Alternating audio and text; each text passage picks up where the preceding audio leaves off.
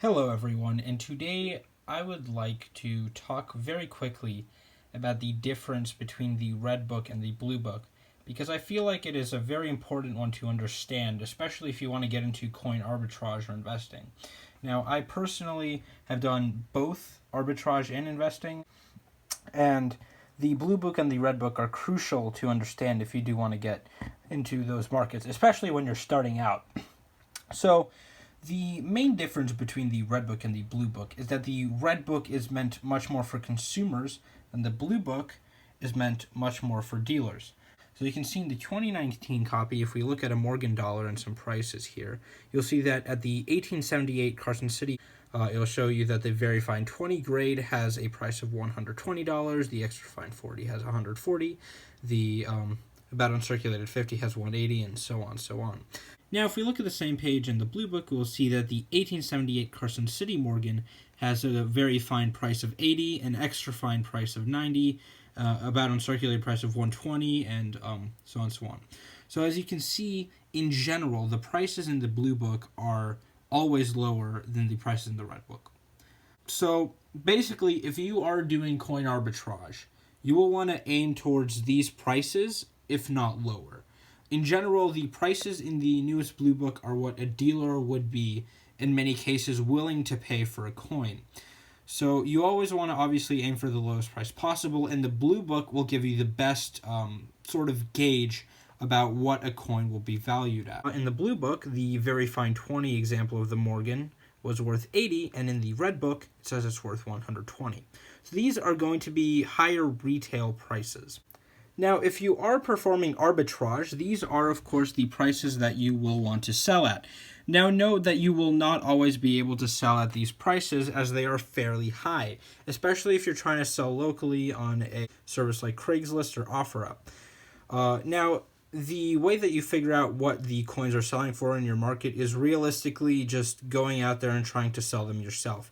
I did learn a lot of lessons about actually following the Red Book and prices of coins in my area while I was doing the arbitrage myself. I made some mistakes in the beginning, and I would gladly talk about some of those mistakes that I made at the beginning in my coin trading days on camera in future episodes. But for now, just understand that these prices are in many cases going to be much higher than what you will get for the coins. So you want to aim to buy at the Blue Book or ideally much lower than the Blue Book, and you want to aim to sell at this price.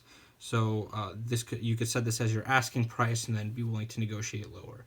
But always make sure to have a high enough profit margin that if you are not able to get these Red Book prices, you will be able to sell them anyways. Now, on the other hand, if you decide to invest in coins, especially higher quality coins, you will usually be forced to buy at these Red Book prices. So, for example, if we look at these double eagles here, the $20 coins from the 1800s, in many cases, when you go out to buy one of these coins, you will be required to pay for these prices. And while arbitrage on these coins is possible, it is much more difficult. You will be forced to have to wait a lot longer for your coin to be sold. You will most likely have to pay a higher price. The potential for making a higher profit margin is higher since these coins are rare, but you're also going to be taking on much more risk, especially since these coins are priced so highly. So if you are starting out, I would recommend doing arbitrage on much lower price coins like Morgan dollars or junk silver, and I will describe the way to do that properly in a later video where I will also describe the difference between arbitrage and investing. Now, if you can get the Blue Book price for these lower priced coins, so as you can see here, 2,500 in the Blue Book, as you can see, 1650, 2250 for the lower grade. So if you can get them for the Blue Book prices, they are usually a good buy. Not always, but usually they're most definitely a good buy, and especially if you're holding longer term. Longer term, of course, coins and alternative investments, which we'll talk about in later videos, do tend to go up. So it definitely could be potentially profitable, but don't be surprised if you are forced to pay these Red Book prices. So anyways, though, that is the main difference between the blue and red book. I hope that I'm going to be able to create more videos like this in the future, which are educational, and will most definitely help you in coin arbitrage and coin investing. And I will actually show myself making some deals on coin arbitrage and investing in the future. I'll show you how you can find these deals on sites like eBay. And yeah, I hope to see you guys all next time.